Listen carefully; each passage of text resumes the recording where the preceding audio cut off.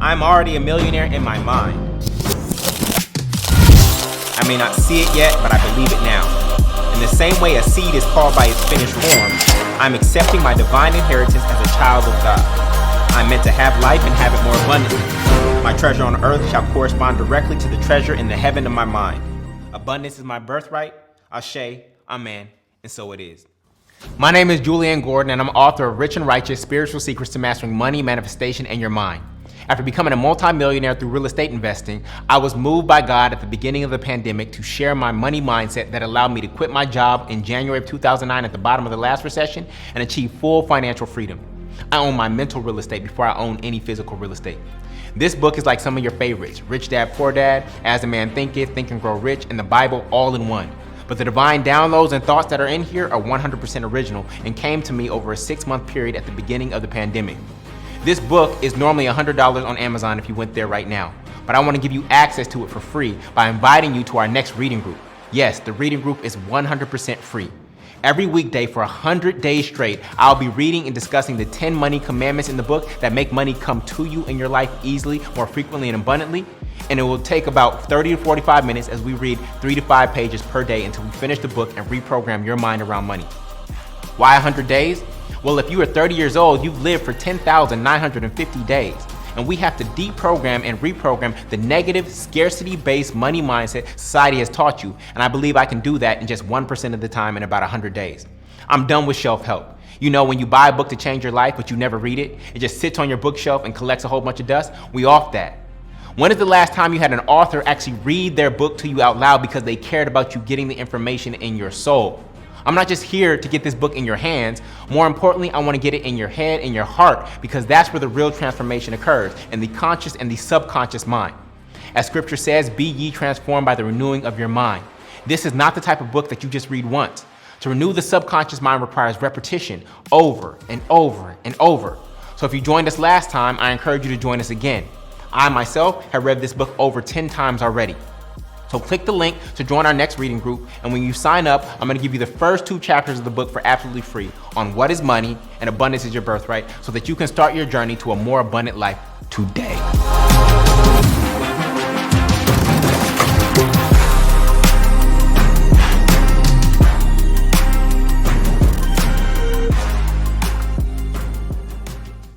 Rich Rise and welcome to another day of Read Rich and Righteous. We're reading Rich and Righteous: Spiritual Secrets to Mastering Money, Manifestation, in Your Mind. We are continuing our journey in Money Commandment number 8, which is how the rich and righteous manifest money. And today we are on day 60, and we are reading the section on how to stop picking cotton. Yes, how to stop picking cotton. I'll explain in just a second. It's so good to see people putting in their consistency scores. I see a few 60s out there, see people in the 50s, 40s, some of you just beginning with us, and that's perfectly fine. If you're new to this family, we've been here every day at 8:30 a.m. Eastern Standard Time on weekdays on this journey. It's going to be a 100-day journey, 72 readings when you take away the weekends, and we have our graduation coming up on December 9th, and you can sign up for that for absolutely free at rrgraduation.com. It will be live and live stream. There will be 150 people here with us in Atlanta. We'll do the reading of the final chapter. There'll be book signing. We'll have testimonies and networking. So you can go to rrgraduation.com to sign up for that for absolutely for free. And if you are new to us or you want to get the replays of anything that you missed, you can go to richrightnow.com, and on the thank you page, when you buy the ebook or a physical copy of the book, you get access to all of the replays so that you can catch up and get your consistency score all the way up to 72, which will be the maximum in the number of readings that we have. Okay, so again, that's richrightnow.com to get access to the ebook or the physical copies of the book, and with that purchase, the bonus is all the replays. All right, so I want to get right into it, and I want to address this thing. What do you mean, how to stop picking cotton, Jullien? How to stop picking cotton? Well, I'm going to explain in just a second. And so we are on page 323. We're on page 323. Everybody type I got it when you got it. You ready to go? Type I got it. All right. Cool. So our scripture for the day is John 4:37 through 38. And here's how it reads. Thus the saying, one sows and another reaps, is true. I sent you to reap what you have not worked for. Others have done the hard work, and you have reaped the benefit of their labor. All right. So there's a lot of value in there in terms of who actually reaps the most. It's actually not the workers who reap the most, and it's expressing that. It's expressing that. It's not the workers who reap the most. It's actually people who are leaders, right? And you would think, oh, the hardest worker wins, and we've already dispelled that myth. If the hardest worker won, then day laborers who are picking your fruits all over the country, California, etc., they would be the wealthiest people in the world. And so the hardest worker does not win in this game. In fact, it's the person who hardly works, or hardly works with their hands, hardly works with their body, and instead they do all the hard work with their mind. All right, so let's get into it. Page 323 at the top. The US dollar, many people didn't know this, but the US dollar is 75% cotton. The US dollar is 75% cotton, which means that most Americans are still picking cotton while working on the corporate plantation. Modern day slavery is mental and monetary, and it applies to all people. You have to overstand it so that you can stand over it. We aren't getting lynched, but we are getting loans. You pay tens of $1,000s for college, and you get a 10-cent piece of paper called a diploma. You buy a single family home, and you end up paying for the equivalent of 2 homes after interest, taxes, and insurance are applied. You make your employer millions while you get bi-weekly rations of flat cotton called money. There's nothing wrong with the job, as we discussed yesterday. I've had them too. There is something wrong with believing that is the way to wealth, unless you have a significant equity in the company you work for or are headed for a C-suite position. The key to freedom is owning assets and growing your equity, not just your hourly. What did Beyonce say? Pay me in equity, right? There are only 3 places to get money beyond an inheritance: the lottery, a lawsuit, or doing something illegal. Okay? There's only 3 places to get money, family. So this is not complex. I'm really trying to simplify it for you. You can get money from assets, customers, or an employer. Those are the 3 places to get money. I call this the ACE method. Most people only get money from an employer. Employer is singular because typically you can only have one employer at a time. I know during the pandemic when people were working from home, they had 2 jobs, right? Then they started tracking your mouse and stuff like that, and some people got caught up, right, and dismissed from both jobs promptly, okay? This is the paradigm of doing hard work for others and trading time for money. The next place to get money is directly from customers. This is where you are engaged in hard work for yourself and your customers.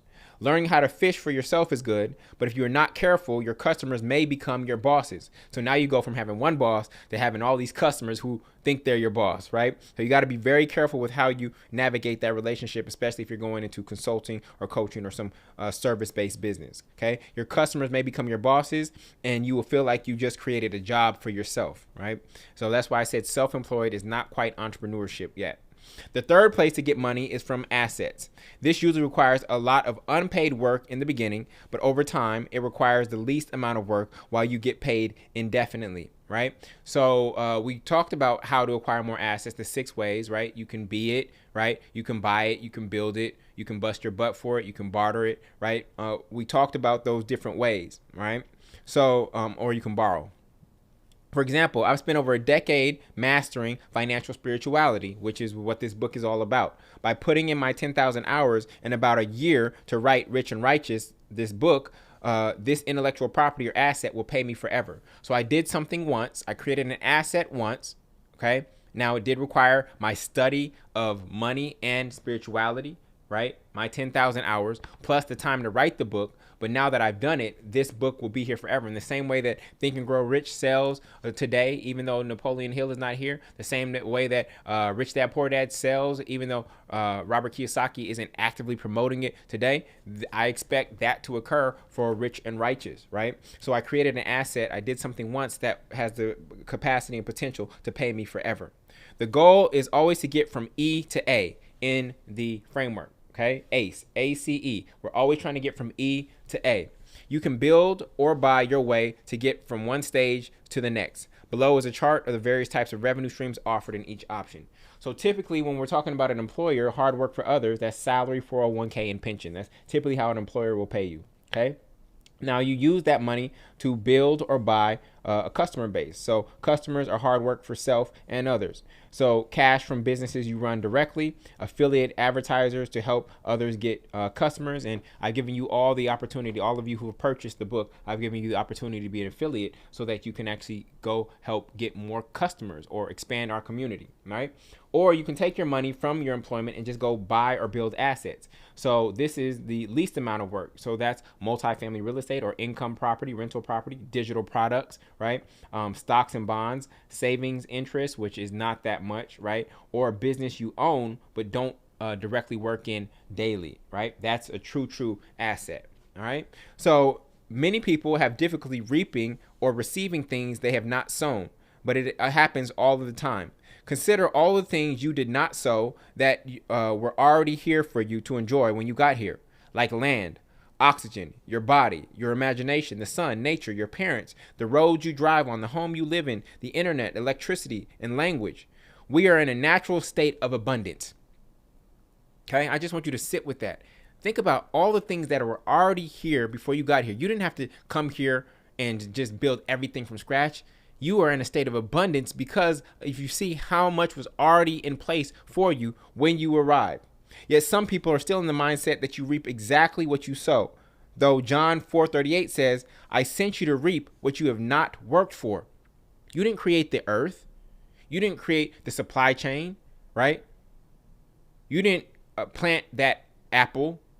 You didn't manage that orchard. Yet you were able to reap of the benefits of it. Others have done the hard work, and you have reaped the benefits of their labor. Let's look at this from an economic standpoint. Employees do not reap what they've sown. Even if you generate $1 million in sales, they still get the same salary. The entrepreneur or investor is reaping what they did not sow. When you are self-employed, it balances out more, and you are reaping according to what you sown. But when you become an entrepreneur or investor, you reap what you have not sown by having your assets work for you. This is the place where exponential growth can occur. Employees and the self-employed can only yield linear growth because they are trading time for money. There are steps to get from one form of getting money to the other, and we will go through them now. So step one is learn how to earn money through an employer, okay? This is skilled labor. Whether it is blue collar or white collar, it is still a collar. Whether it is blue collar or white collar, it is still a collar. This is why I don't wear ties, family. This is why I wear collarless shirts, because I literally do not believe in collars. Seriously, right? Because a tie, if you flip a tie upward, what is it? It becomes a noose really quickly, right? What is the purpose of a tie? What does it really do for the outfit? Except to remind you that you're on a leash. Okay? Skilled labor. Skilled labor is just above indentured servitude, which is one step up from slavery. With skilled labor, you trade time for money to collect more cotton for your master. No matter how much cotton you collect, you don't get paid anymore since your master pays you for your time and not your production. Your skills may make the job easier for you, but it doesn't make it any more lucrative. In fact, because you are so skilled, you end up doing more work than most people. They say if you want something done, give it to a busy person. You could earn more with your skills elsewhere or on your own if you knew how to market yourself, but comfort causes many to stay at this level. You earn money while others make it off of your back. You earn money while others make it off of your back. So that is step one. Step two is learn how to make money from customers, not from just an employer through a salary, right, or hourly work, but you start to learn how to make money from customers yourself. This is the self-employed and owner-operating entrepreneurs. You have stepped off the corporate plantation and figured out how to gather cotton yourself. Though you are still trading time for money, you have more autonomy and freedom. There is no slave driver or brown nosing or house Negroes looking over your shoulder. You get to be you and do you. And over time, you can develop a real asset that grows beyond you as your systems improve. This position is empowering and you feel independent because you don't have to rely on someone or something else to take care of your needs. If you're not careful, though, you can find yourself working more than before and burned out because you are wearing every hat in your business and it all falls on you. There's a difference between working in your business and working on your business. As chief everything officer, You've gone from having a job with an employer to having several jobs in your own company. The goal is to become chief executive officer, where you run the business and it doesn't run you. So in the same way we talk about the conscious mind having executive authority or power over the subconscious mind, which is actually more powerful, right? The subconscious mind processes 40 million bits of information per second. The conscious mind only processes 40 bits of information per second. The subconscious mind runs 95% of our life. The conscious mind only dictates about 5% of our life. And so when you truly become the chief executive officer, you are empowering and guiding and directing and watching over your business, the systems, the people, the processes, right? That becomes your work. Your work is less of a to-do list item and more of a overseeing guard inner type of work. And those to-do lists look a lot different, okay? Systems and sales is a critical step in this transition. Systems take you out of the business and allow you to hire people. Sales is the lifeblood of a successful business. If sales feels like a sleazy word to you, I invite you to try my definition. So here's how I define sales, and this is really what opened up the floodgates for me when I changed my relationship and definition to what sales actually means, okay? Sales is simply the process of getting someone to accept help.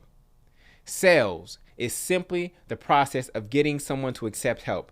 You are being selfish when you don't share and sell. If you know that someone's life will be better off because of your presence, product, or service, then you have a moral obligation to sell them what you have, because you will help them get what they want faster, safer, and easier than if they were to go after it without you.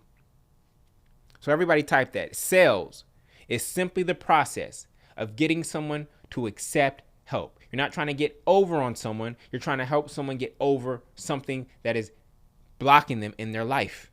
You're not trying to persuade them, right? You're not trying to convince. There's no sleazy tactics. You're trying to invite them into a new possibility of themselves in their life, in whatever area of their life that they're looking to grow in. Okay, so sales is simply the process of getting someone to accept help. Once that took root in my spirit, it opened me up to be able to be more comfortable on the microphone, on stages, on webinars, right? And invite people to buy the things that I had, because I knew that the things that I had would help them, right? So I have no shame of selling. Why? Because I really not only do I believe in what I've created, the solutions I've created, I know they work. I know that I've helped over 850 people close on their first multifamily home. I know that Rich and Righteous is blessing people and leading to more abundance in their life than the $100 that the book cost, right? I know that for a fact. And so this is why I have no issues and no shame selling them what I have, because I know it actually works, okay?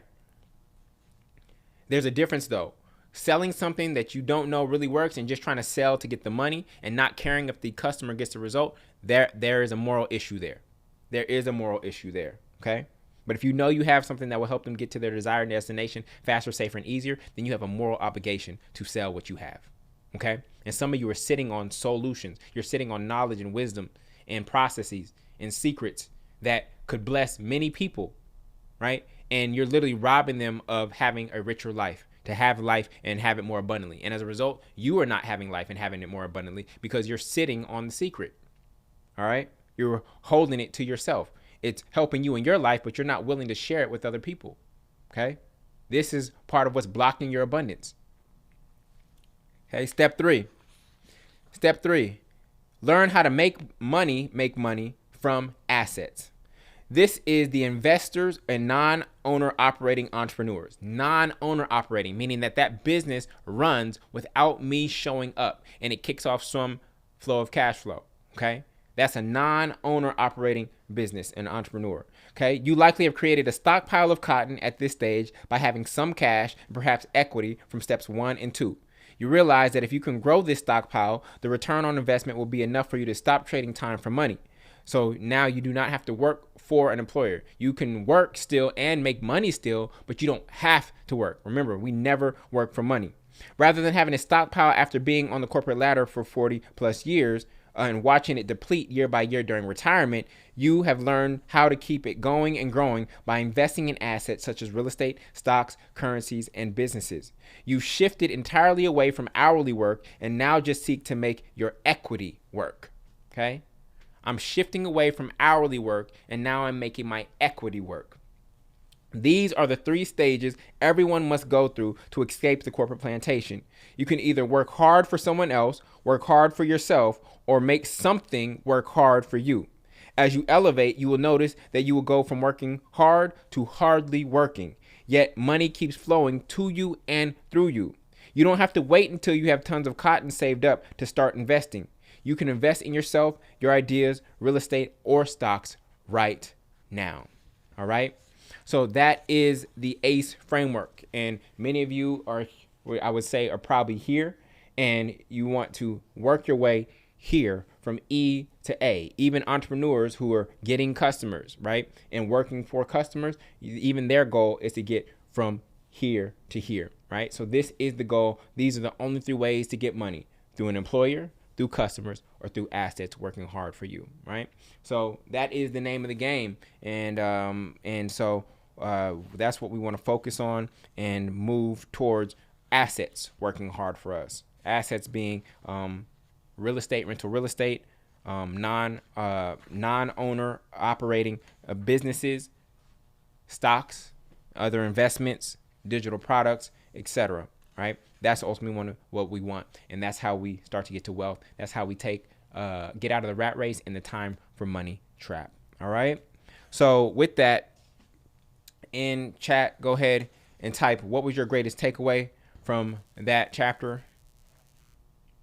Yes, of course. Yes. The definition of sales, that really, really liberated me and freed me up once I started to see sales differently, because I didn't like to sell. I'm trying to put money in people's pockets, not take money from their pockets. But in order for me to do it sustainably and to reach the masses, I have to take in, I have to receive. And I actually have to be a demonstration for all of you of what it looks like to receive righteously, so that you know that you can get paid for doing good. Because a lot of people have a subconscious belief that it is the evil who are rich, that you have to do evil things, you have to do deceiving things in order to actually become wealthy in this world. And that is not true. That is what we are here to disprove as the rich and righteous, right? That we can be both, that we can hold both. All right? Cool. All right, family. So with that, I know that was a short reading today. We will conclude out this week. Oh, yes. The Chief Everything Officer. The transition, for those of you who are interested in entrepreneurship, that transition from working for one boss, right, to now working for your customers. If you're not careful, they can become your bosses and you become Chief Everything Officer in your business. And now you have multiple jobs and you're the employer. So you have to be very careful with that transition, and you want to do it and scale it in the right way. All right. Cool. So remember, Rich and Righteous graduation, December 9th. You can sign up at rrgraduation.com. That's rrgraduation.com. And we have 150 people that we have seats for here in Atlanta. The rest will be live streamed. We're going to be reading the final chapter, doing test of monies, and we will take some live stream test of monies. Otherwise, we'll have you send those in via video. We will be doing a book signing, and there will be networking there as well as some activities from the Rituals workbook that I will guide you through. So I'm looking forward to that, to meeting you all in person. Tomorrow, we're going to read something really, really powerful, which is how to flip the script in your movie, which is actually your mind. How to flip the script in your movie, in your mind. This one is going to blow your mind. So I will see you at 8:30 a.m. tomorrow for that. It's about 5 pages in order to conclude this week strong. And so I wish you a blessed, blessed day. Be God to yourself. Love yourself as God loves you. Be master over yourself as God is master over you. And remember that you are God or first cause in your own life, and that no individual, institution, or situation outside of yourself has more power over you and the future of your life than you. Love you, family. I'll see you tomorrow. Peace.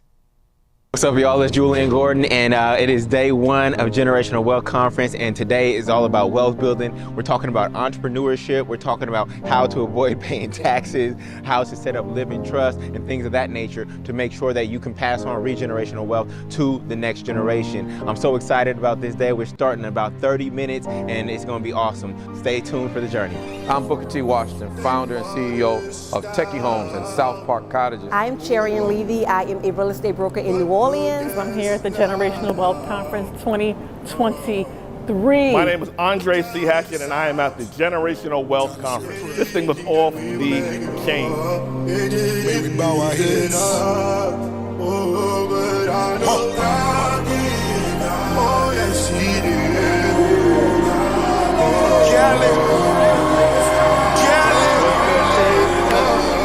God is great.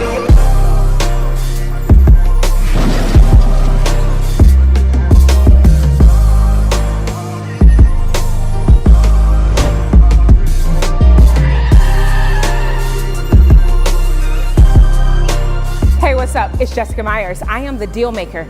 And you know what? We're at the Generational Wealth Conference 2023.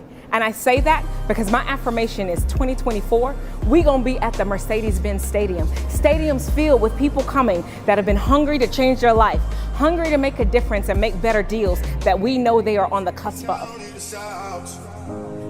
They didn't think that we were making up. They didn't. I have took away some things that is going to change my life. It's going to change my generational wealth around me. Change everything that everybody is doing as far as my family. So you can do it too. Hey, tune in to Jullien Gordon. This man is unbelievable. Oh, yes, he did.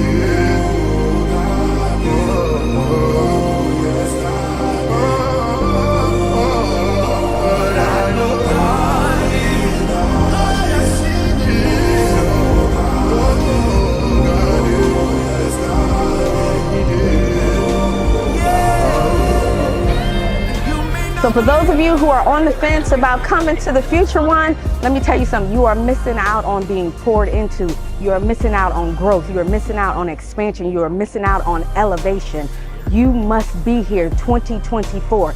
Get here, be with your family, and rise and enjoy and have fun and expand.